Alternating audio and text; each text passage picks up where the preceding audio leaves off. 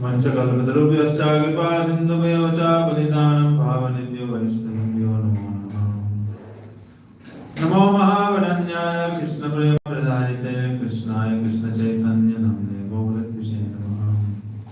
He Krishna Karuna Sindhu Dinabandhu Jagatpate Gopesha Gopika Kanta Radha Kanta Mukti Tapta Kanchana Gaurangi Radhe Vrindavaneshwari Vrishabhanusute Devi Pranamami Haripriya Bhaktya Vihina Parada Lakshay Kshiptascha Kamarita Rangamadhye Kripamayi Tvam Saranam Prapanna Vrinde Namaste Charanarvindam Vajami Radham Aravindanetram Smarami Radham Madhurasmitastyam Vadami Radham Karunagaradram Tomamanyasti Gatirnatapi Tavaivasmi Najivami Tvayamina Iti Vigyaya Radhe Tam Namam Charantikayam Krishna Chaitanya Prabhu Nityananda Shri Advaita Gadadhara Srivasadi Gaura Bhaktivinoda Hare Krishna Krishna Krishna Hare Hare Hare Ram Ram Ram Hare Hare. First of all, offer my sister Gandhar Pranam Tal Lord Sri Paramadadam Guru Parvarma Vishnu Parastotra Sriman Bhaktivedanta Narayan Goswami Maharaj Sri Gurudev. Secondly, offer my sister Gandhar Pranam Tal Lord Sri Rupani Gauri Guru Varga. Offer my sister Gandhar Pranam Tal Guru Vaishnavas Vaishnavas.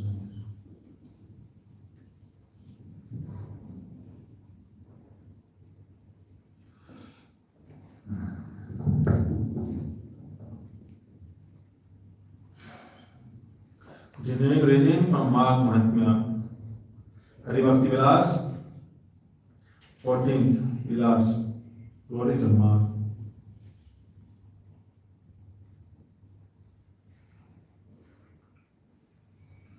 Ishtavastu parityaga niyamasya cha palana dharma moolam sadamaga papa moolam vikrintati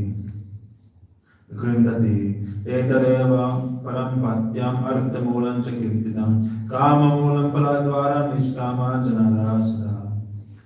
By renouncing one's favorite object, which is the root cause of attachment, and by acting according to the injunctions of the scriptures, the month of Magh, which is the source of all righteousness and which destroys all of one's sinful reactions, will become one's supreme benefactor. The month of Magh is certainly the best remedy, the best objective of life, the best means to achieve all kinds of material enjoyment. For those who have no material desire, this month awards the gift of transcendental knowledge. Those who ritualistically bathe during the month of Magh attain the planet, which is sought after by those who give charity, who follow the principles of Varnashram and who serve guests with great respect. Those who go to the planets of the immortals by the strength of their pious activities again fall down after enjoying the fruit of their karma. However, those who ritualistically bathe in the month of Magh never fall down from the planet of the immortals. There is nothing more purifying or effective in destroying sinful reactions than a sacred bath in the month of Magh. It is the best remedy for conditioned souls because it instantly takes away all the sinful reactions. This fact has been disclosed by the great sage Bhrigu, the Vidyadharas, the intelligent Devaduta, and the Vikundala at Manigiri.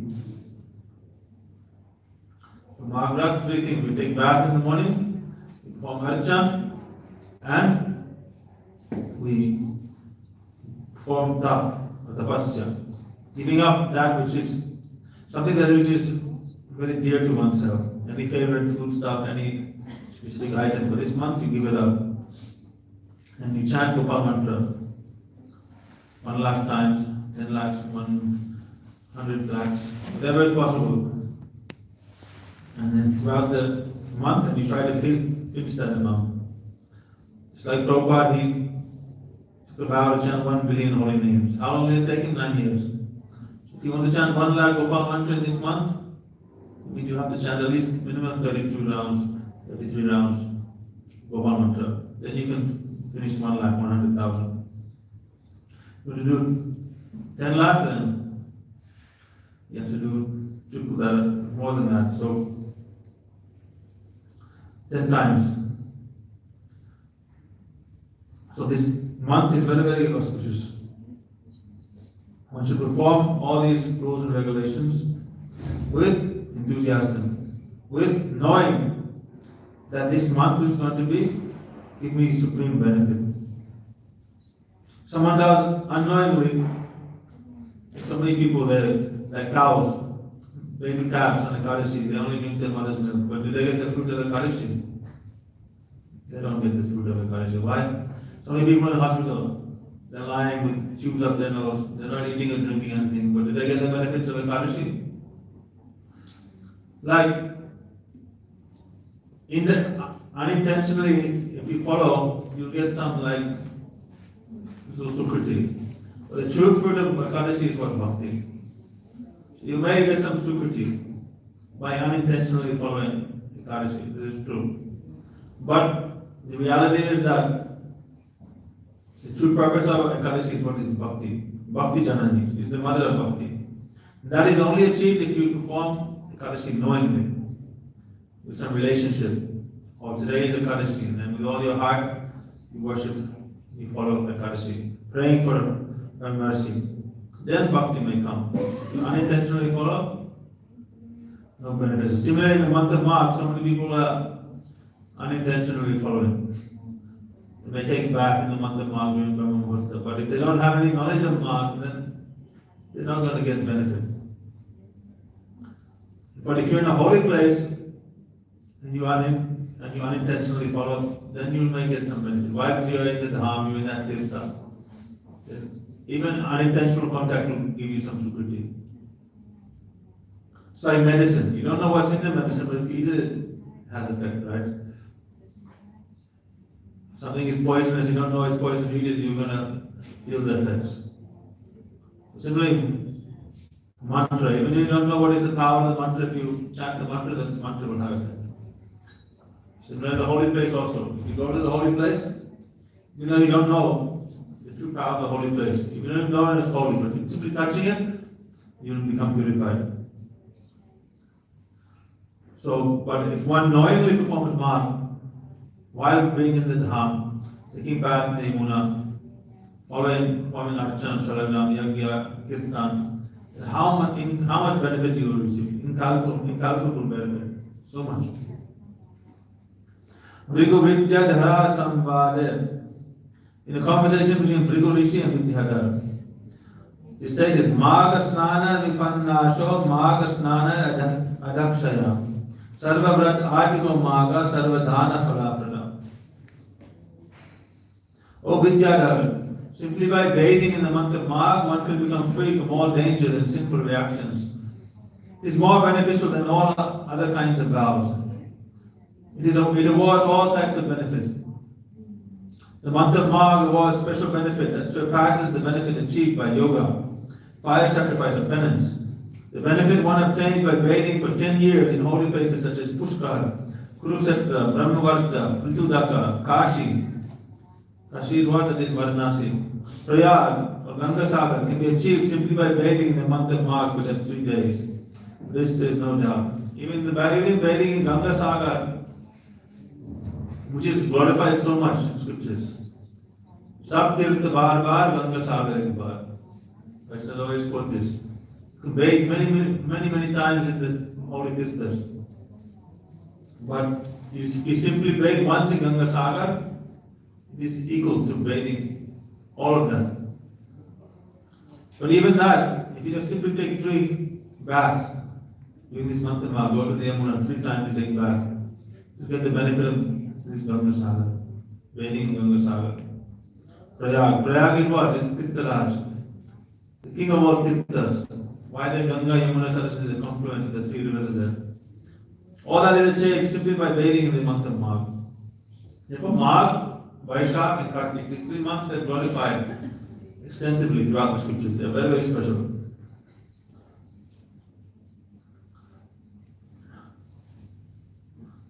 Therefore, the Guru and Vaishnava, they are teaching us how to perform these vratas, how to observe. They are supremely beneficial. We cannot It is very difficult to understand the benefits of this mark.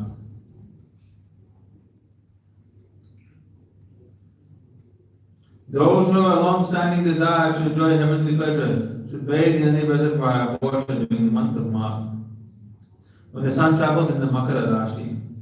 Since Makara Sun country, the sun is now traveling into the northern hemisphere. This is the time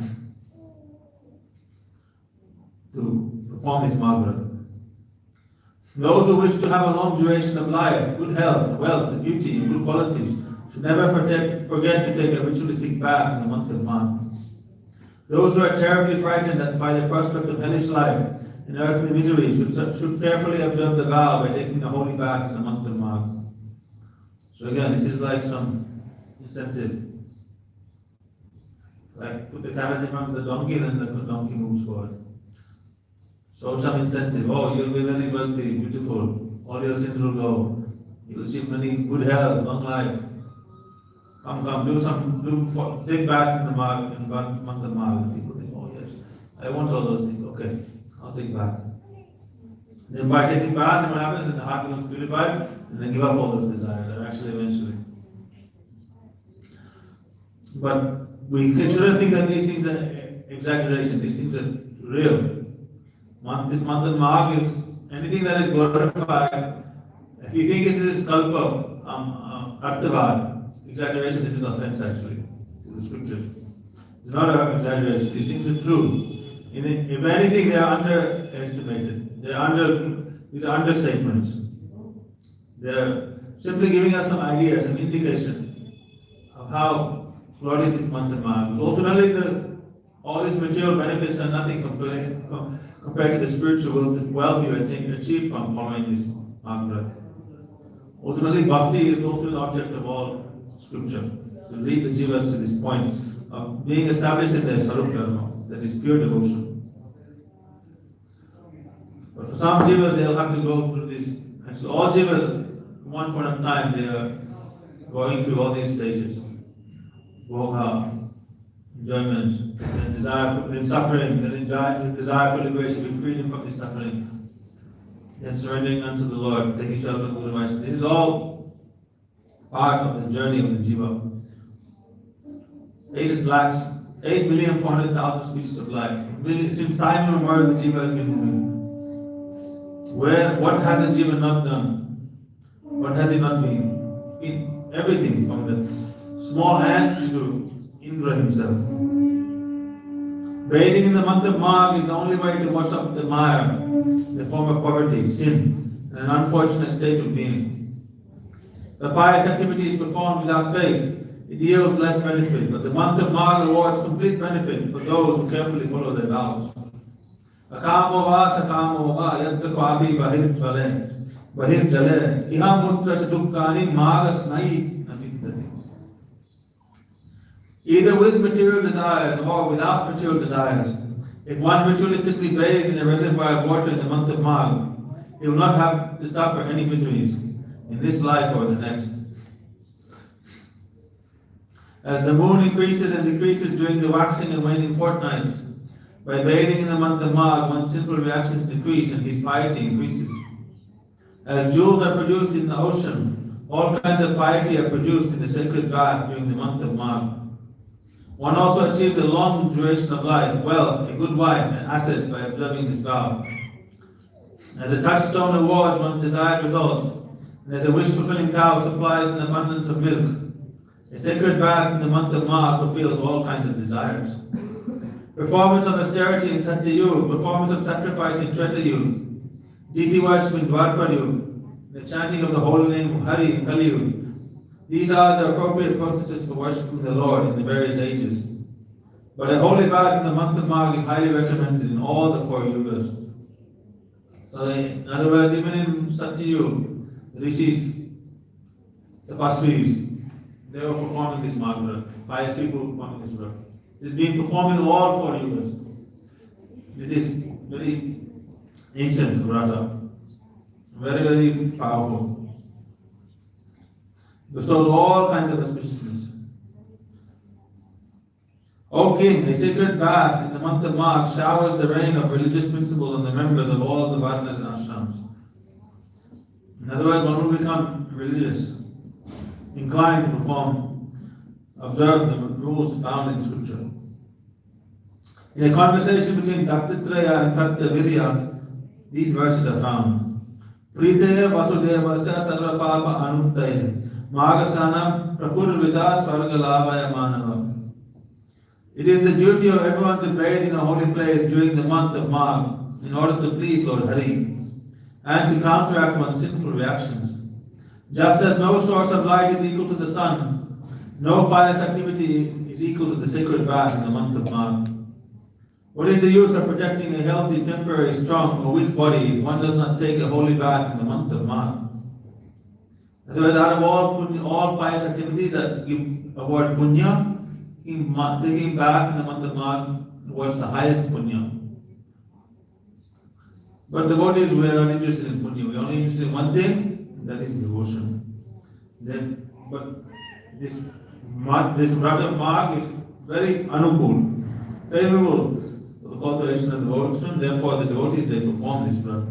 Ultimately, the ultimate purpose of all vrata is bhakti.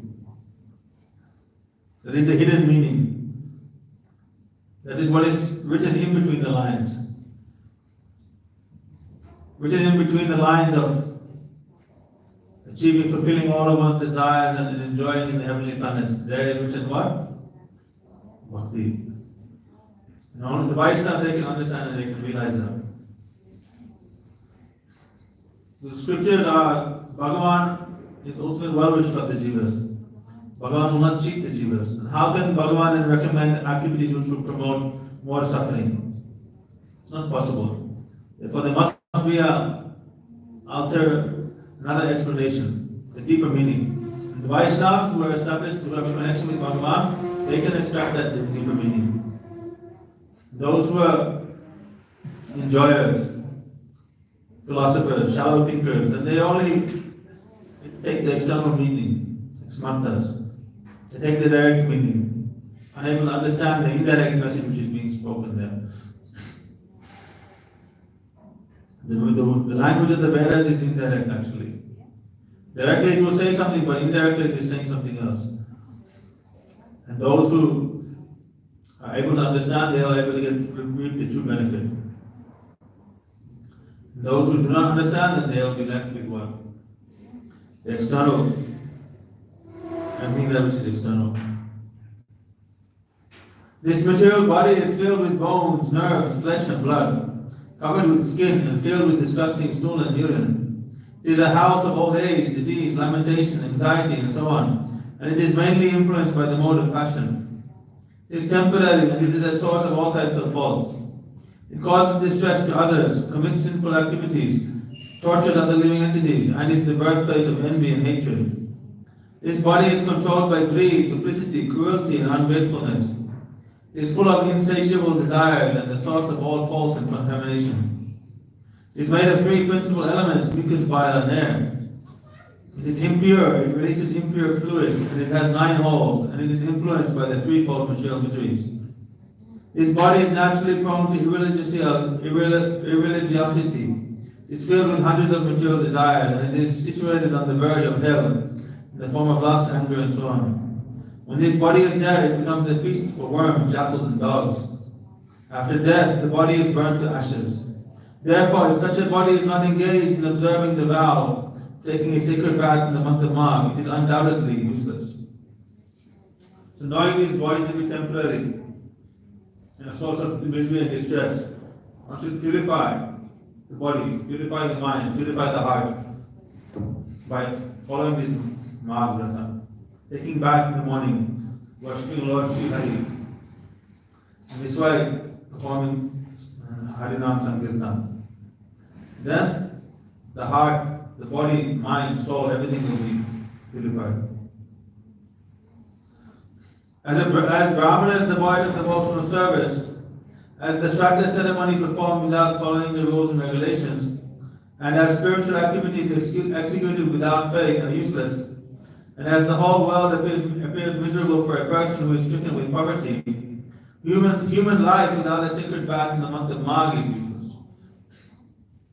Otherwise, it is everyone's duty to observe Magha-vrata. How can one go to the heavenly planets or destroy all of these sinful reactions if he does not bathe before sunrise in the month of Magh, when the sun travels to the Makara Rashi? One who associates with the killer of a Brahmana, with one who steals gold, with a drunkard, and with one who indulges in sex with the wife of his spiritual master, can be delivered from all sinful reactions by taking holy bath in the month of Magh. In other words, there is no sin that Magh does not eradicate.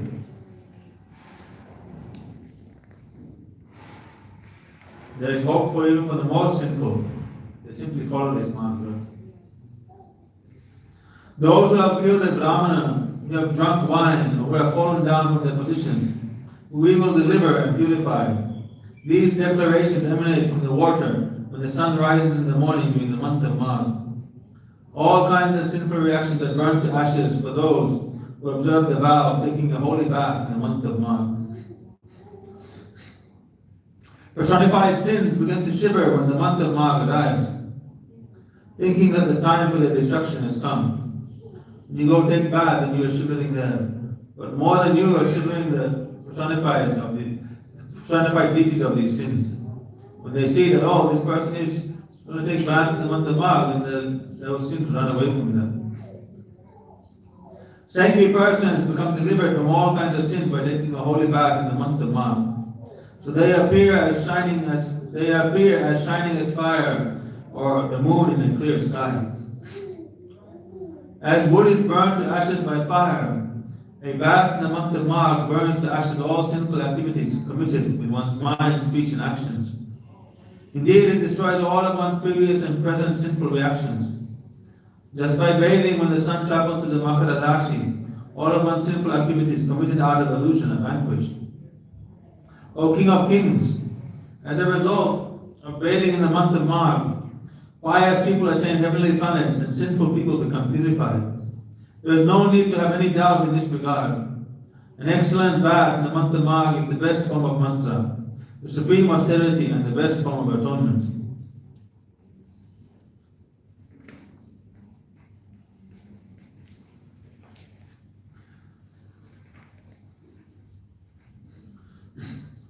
It is due to good fortune accumulated in previous births that one becomes expert in the spiritual science. Similarly, it is due to the good practices of one's previous life, whereby one becomes attracted to taking a sacred bath in the month of Magh. Bathing in the month of Magh purifies all purifying agents and washes away the mire of material existence. O fortunate one, those who take a sacred bath in the month of Magh, which fulfills all of one's desires, becomes qualified to enjoy the opulence of the sun god and moon god. In the sun planet and the moon planet, there is extreme opulence there, extreme happiness, indescribable happiness. Only pious people are able to enter into the moon planet and the sun planet.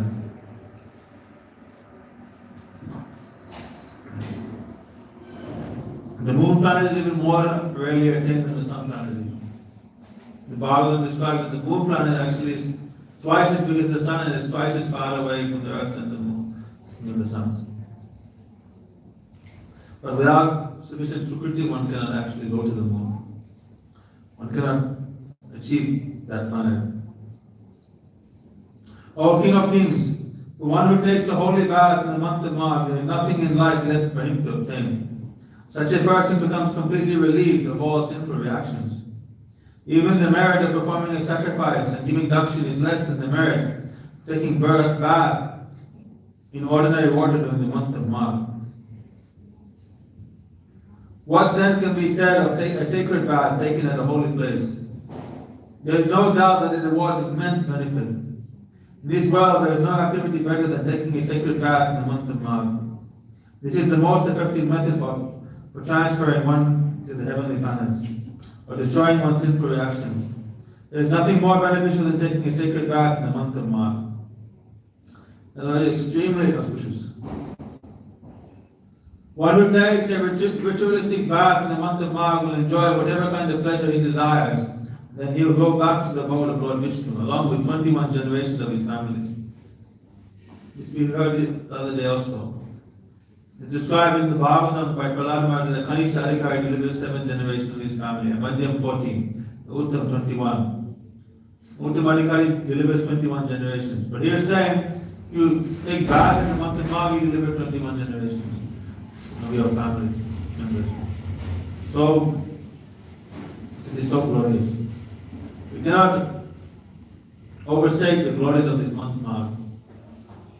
They are supremely auspicious.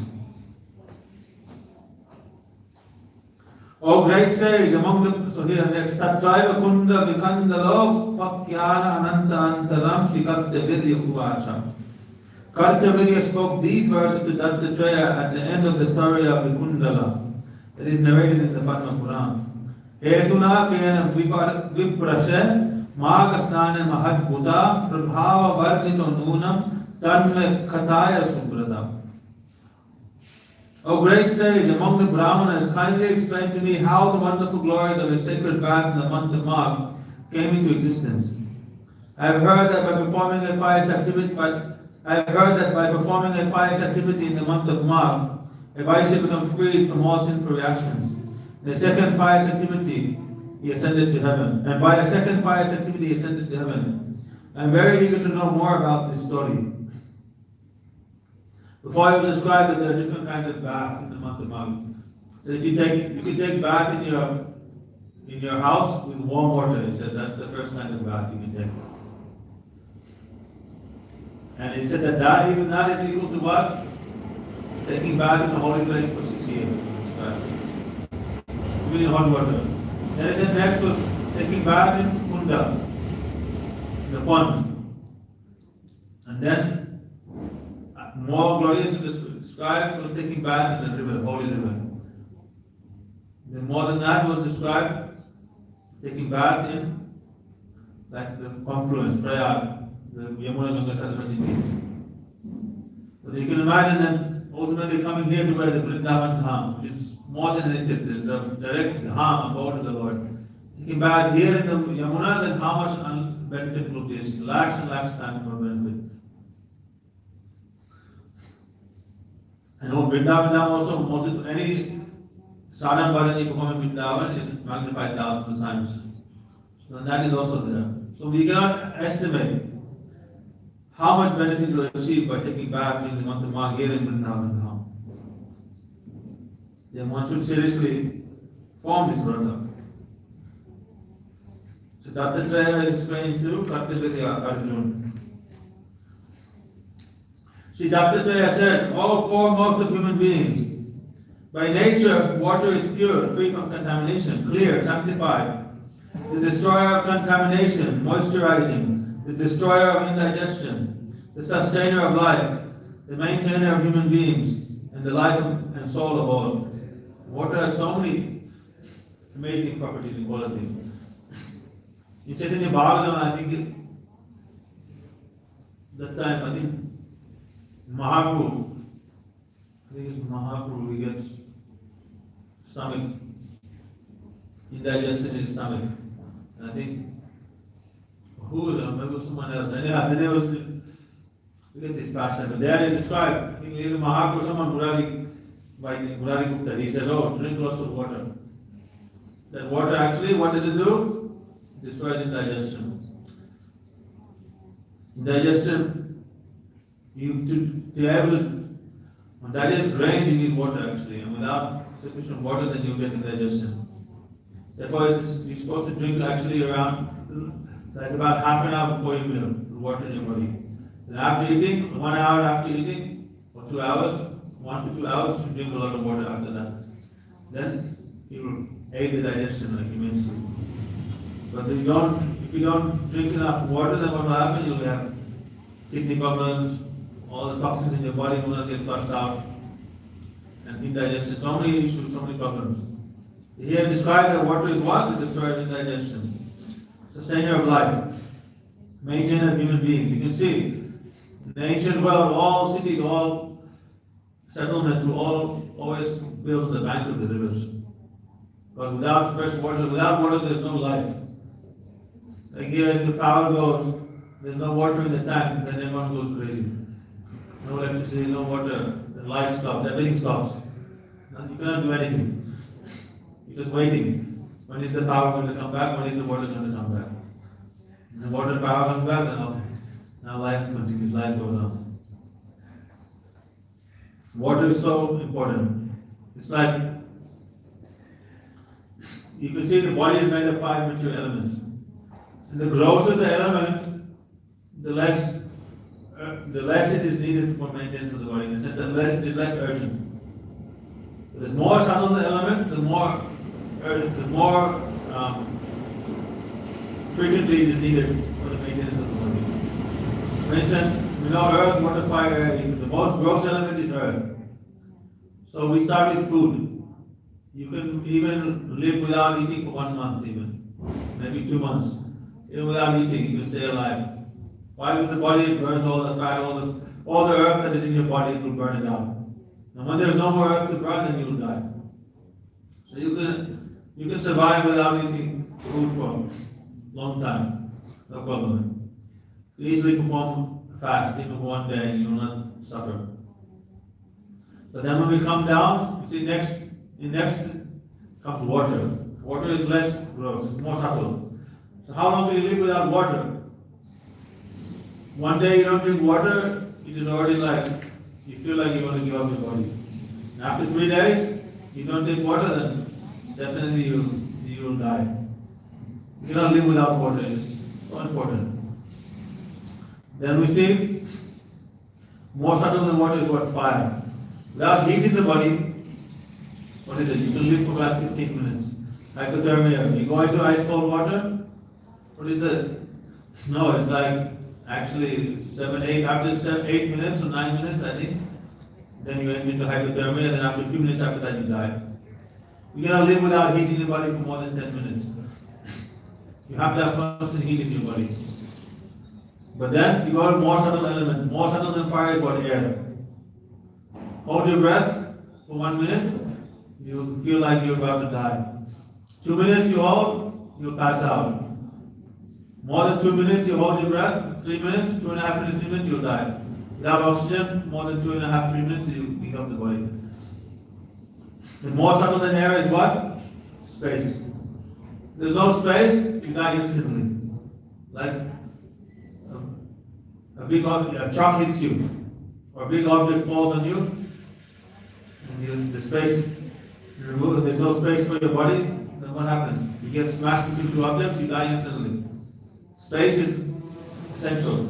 Without space, instantly you die. So, but ultimately, more subtle than space is what? Is love, prem. Without this prem, without this love, the soul cannot even live, stay alive for 1 moment. Even though they don't feel love, they commit suicide. So, the soul cannot maintain itself without this prem. And this is the true purpose of forming all these brothers. Develop this prema. So, he is saying that all the Vedas have glorified water as being as good as Lord Narayan.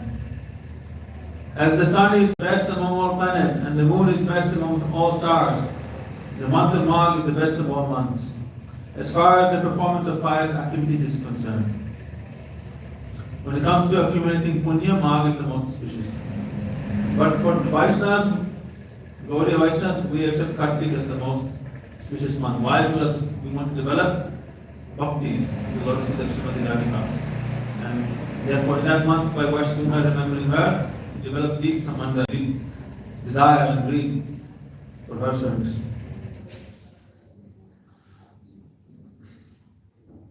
By taking bath in even the small amount of water that fulfills a calf's hoof print in the month of Magh, when the sun travels to the Makara Rashi, sinful people become eligible to attain the heavenly planets.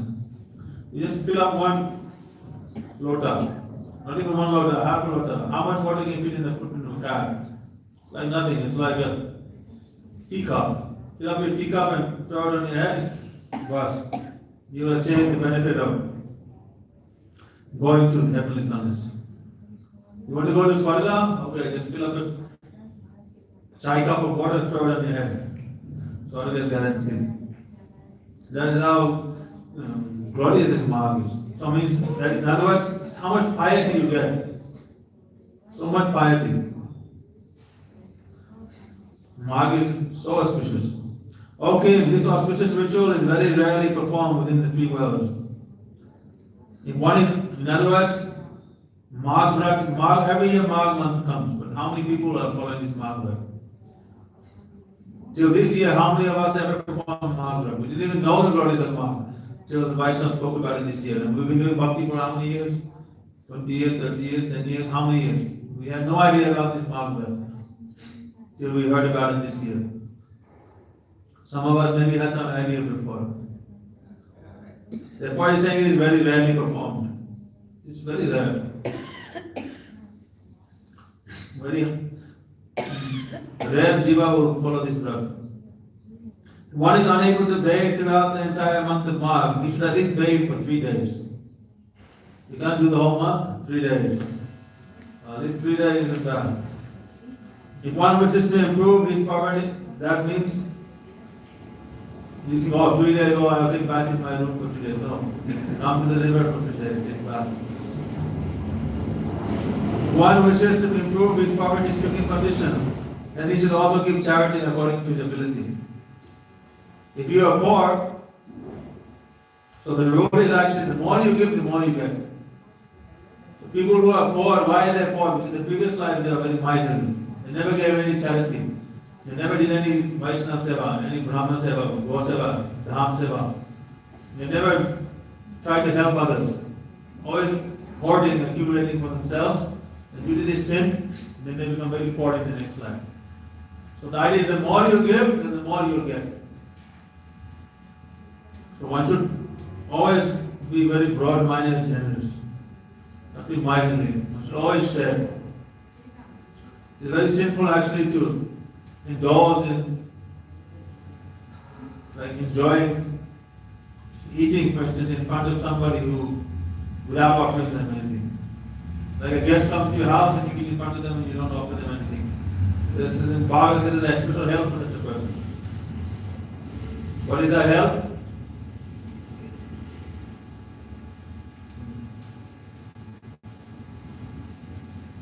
Yeah, the hell is known as Krimi Bhojan. That hell is a planet that is a lake, 800,000 yojanas, or maybe 1 billion yojanas in diameter. And it is the same amount of yojanas deep. So it's a huge lake, massive lake in width and depth. And that lake is filled with worms, maggots, completely filled.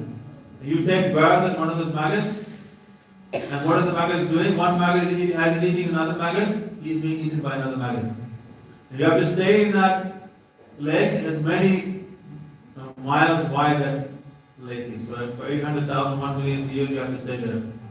Being a maggot, eating another maggot while they're eating you. You go there if you indulge in eating without sharing with your guests and your friends. This is people who have this, in English they say gluttony, they have this deep desire to eat, they enjoy their tongue and they feel their belly so much that they're so attached that they don't want to share with their friends and family members. Then they have to suffer in this way. So this tendency to give charity, to share, is so important. Why otherwise are they feeding everyone? Thousands of people every day here, thousands of people outside of the temple. Literally, every day, at least, minimum 6,000 to 8,000 people receive prashadam a day from this temple. 6,000 to 8,000. Here, just here down, like around 1,000. Average around 1,000. Then, when they go distributing with the trucks, at least 3,000, $2,500, $3,000 a day. 2,000 one trip goes out. They go twice a day. Like, and then it is in the evening there's sometimes 2 trucks, so it can be even more. Sometimes up to 10,000 people a day receive prasad. Why Prabhupada said, within 2 miles of my temple, or the 8 miles or 5 miles that we get, he said, no one should go hungry. He started food for life.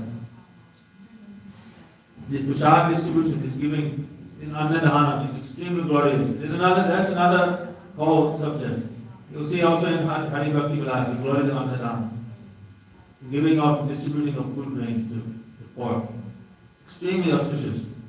So in the month of Magh, you distribute prasadam and feed others, then you can't calculate the benefit of that. And because it's also prasadam, they are getting bhakti and they are making progress towards developing faith towards Bhagavan. Extremely beneficial. So when they go about it, it's Ekadashi, how can we distribute grains? But if the person has no idea about Ekadashi, has no Nishtha in Ekadashi, he's not following Ekadashi, then for that person to give him Mahaprasad grains is no sin. You can distribute grains in Ekadashi to those people who do not follow Ekadashi. Because they're not following anyway. So if you give them Bhagavad Prasad, at least they'll get some benefit. There's no harm. But if you distribute grains to a Vaishnava, someone who is following Ekadashi, then you are getting obstacle, then it is sin, then it is offense.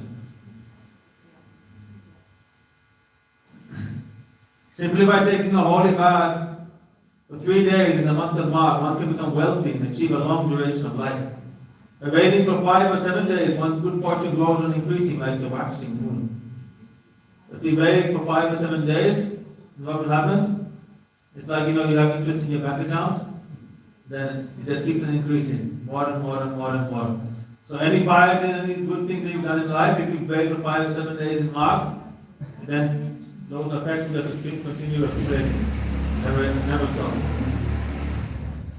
So, here it says that the demigods invest their respective potencies in water during the month of Magh. That is why water in the month of Magh is naturally pure and capable of destroying unlimited sins. The demigods, they put all their Shakti inside the water. If you take bath in the month of Magh, then you receive all their Shakti, all their potency. There are many other statements about the glories of the month of Magh to be found in various Vedic literatures, such as the Padma Purana. The glories of taking a bath in the month of Magh has thus been explained.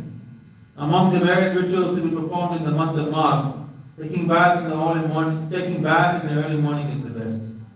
There are 3 major festivals in the month of Magh that are to be observed by everyone. These are Vasanta Panchami, Baimi Ekadashi, and Varaha Ekadashi. So this is where the glories of Magh ends. And then these festivals will be described. So today is also Ekadashi and Magh Vrat, very auspicious. So we'll continue with our glorifications, hearing Harikatha in the evening.